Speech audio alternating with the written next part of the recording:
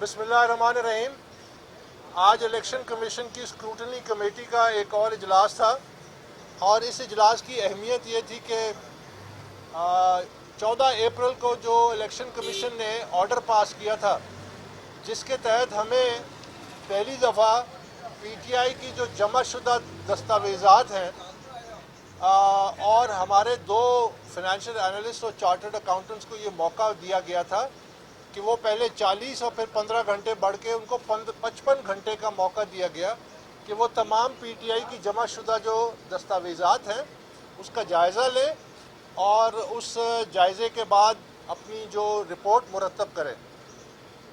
ساتھ ہی ساتھ election commission نے 14 اپریل کو اسکروٹنی کمیٹی کو بھی یہ حکم دیا تھا کہ وہ تینوں ڈاکومنٹس، یعنی جو ہم نے جمع کرائے، جو پی ٹی آئی نے جمع کرائے اور جو اسٹیٹ بینک یا کہیں اور سے جو دستاویزات جو اوریجنل بینک سٹیٹمنٹس ہیں وہ حاصل کی، ان تینوں کا جائزہ لیں، ویریفائی کریں، اوتھینٹیکیٹ کریں اور اپنی کنکلوسیو فائنڈنگز دیں مئی کے آخر تک۔ تو آج یہ اس حکم کے بعد پہلا اجلاس تھا۔ ہمارے چارٹرڈ اکاؤنٹنٹس نے 55 گھنٹوں میں تمام جو دستاویزات ان کے سامنے رکھی گئی اس کا جائزہ لیا ہے اور وہ رپورٹ مرتب ہو رہی ہے۔ میں یہ یاد دہانی کراؤں کہ ابھی تک ہمیں ایک بھی اوریجنل بینک سٹیٹمنٹ جو اسٹیٹ بینک سے آئی ہے وہ ہمارے سامنے نہیں رکھی گئی۔ ساتھ ہی ساتھ جو دستاویزات رکھی گئی اس میں ایک دفعہ والیوم 8 جو تھا وہ رکھا اور وہ انٹرا پارٹی الیکشن ریزلٹس تھے۔ والیوم 9 جو تھا وہ حبیب بینک لمیٹڈ کے اوریجنل بینک سٹیٹمنٹس تھے، جس کو ہم نے 15 منٹ دیکھا اور پی ٹی آئی کے احتجاج اور زبانی احتجاج پہ ڈی جی لاء نے حکم دیا کہ ان کو اٹھا لیں، ان کو یہ نہ دیکھنے دیں۔ وہ واحد اوریجنل بینک سٹیٹمنٹس تھی جن کو ہمیں 15 منٹ کے لیے موقع دیا گیا اور دستاویزات اٹھا لی گئی۔ تو یہ ہمارا ریکارڈ شدہ احتجاج ہے کہ نہ صرف وہ جو ملازمین ہیں 4 جن کے اکاؤنٹس میں پیسہ آیا کروڑوں اربوں روپے، فرنٹ اکاؤنٹ جو پی ٹی آئی نے تسلیم کیے ہیں اس کی کوئی تفصیلات نہیں رکھی گئی، اوریجنل بینک سٹیٹمنٹ جو اسٹیٹ بینک سے ہیں کوئی تفصیلات نہیں رکھی گئی۔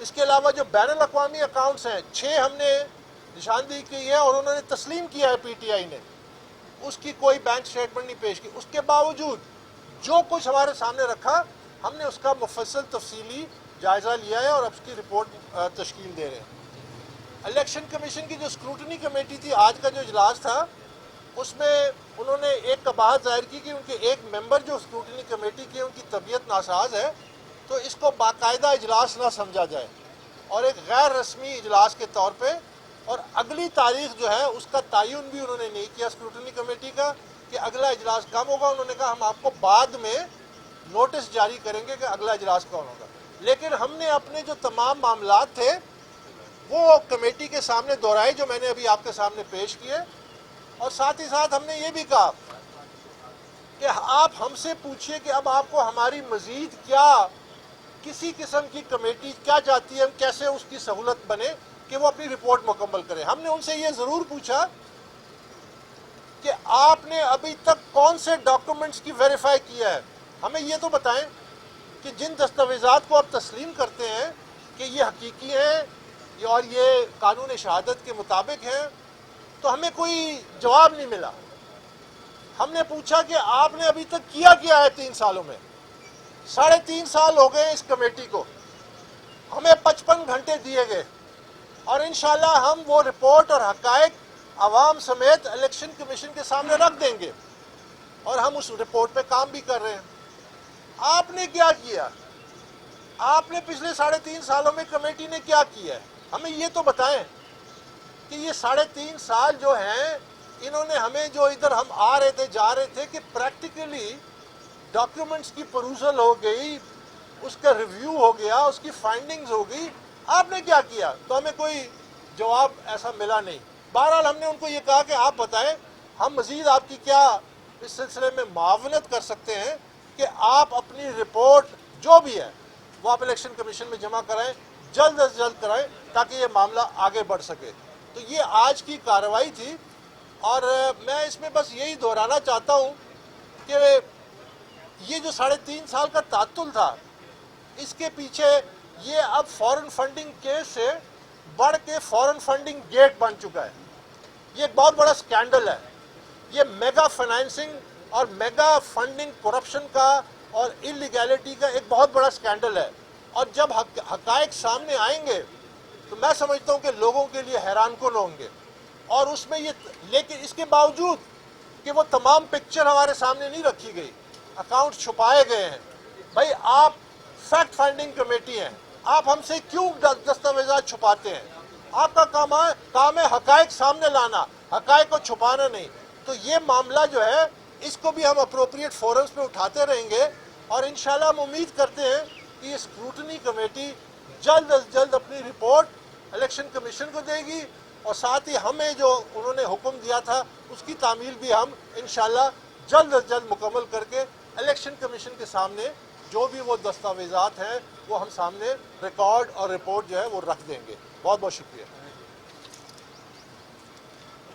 بس میں آپ سے ایک ذرا گزارش یہ کرنا چاہتا ہوں کہ جو ملک کے حالات ہیں اس پہ ایک تبصرہ کر دوں کہ جو ملک کے اس وقت حالات ہیں, جو صحافت پہ حملے ہو رہے ہیں, جو صحافیوں پہ حملے ہو رہے ہیں, کل بھی حملہ ہوا, ریلوے کا اتنا بڑا حادثہ ہوا. یعنی پہلے کم از کم سیاسی اور حکومتیں جب ہوتی تھیں یا کوئی بھی حکومت ہوتی تھی تو کم از کم ہسپتال جا کے تیمارداری تو کرتے تھے. اب وہ تمام ذمہ داری پچھلی حکومت میں ڈال رہے ہیں 2.5 سال 3 سال کی حکومت کے باوجود. تو ایک بڑا خوفناک شرمناک یہ عمل ہے کہ اتنے ایسا بڑا سانحہ اس پہ جو حکومت کا رویہ ہے یہ ہم سب کے لیے ہماری آنکھیں کھولنے کے لیے قابل ہیں کہ یہ کس قسم کی حکومت ہے. ان میں نہ کوئی انسانیت ہے, نہ ان میں کوئی انصاف ہے, نہ یہ کوئی عملی طور پہ عوام کے مسائل کے لیے کچھ کر رہے ہیں. اور ہمیں بڑی دکھ سے یہ کہنا پڑتا ہے کہ تحریک انصاف کی ایسی حکومت ہم نہیں سوچ سکتے تھے کہ جو لوگوں کے زخموں پہ مرہم رکھنے کے لیے بنی تھی, نہ کہ ان کے زخموں پہ نمک چھیڑنے کی جو یہ عمل جاری ہے جس طرح کے جو بیان. استغفر اللہ جو ان کی جو ترجمان ہے. دیکھیں میں آپ کو ایک بات بتا دوں, یہ جو پی ٹی آئی کے اس وقت جو ترجمان ہے ان میں ایک بھی حقیقی پی ٹی آئی کا ترجمان نہیں ہے, ایک شخص کی بھی پی ٹی آئی سے کوئی تعلق نہیں ہے. ہماری بدقسمتی ہے, بد نصیبی ہے کہ ہمارا جو پارٹی کا چیئرمین ہے وہ ہائی جیکرز کے ساتھ مل گیا, جس کی وجہ سے یہ مسخ شدہ چہرہ ہے پی ٹی آئی کا. ان میں سے ایک بھی نہیں ہوگا جب انشاءاللہ ہم پی ٹی آئی بحال کریں گے. ان میں سے ایک شخص بھی آپ کو سامنے نظر نہیں آئے گا, کیونکہ ہم باعزت, با کردار اور باصلاحیت لوگوں کو سامنے لائیں گے جو پی ٹی آئی کا اصل چہرہ ہونا چاہیے تھا. تو جو آپ نے بیان کی بات کی, اس سے زیادہ تکلیف دہ اور کیا بیان ہو سکتا ہے. بہت شکریہ.